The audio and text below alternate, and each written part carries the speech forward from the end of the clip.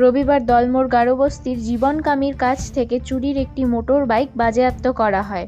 গ্রেফতার করা হয় জীবনকে।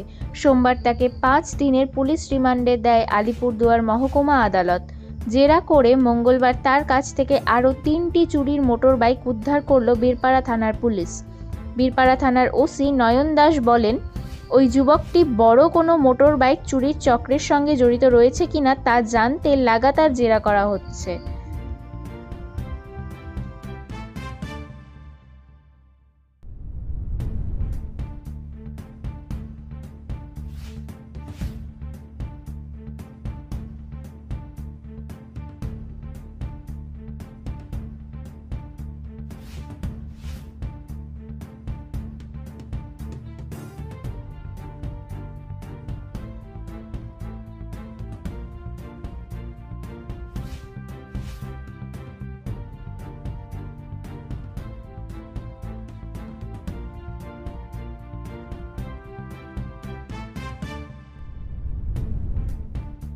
আপনারা দেখছিলেন ডুয়ার্স টাইম নিউজ।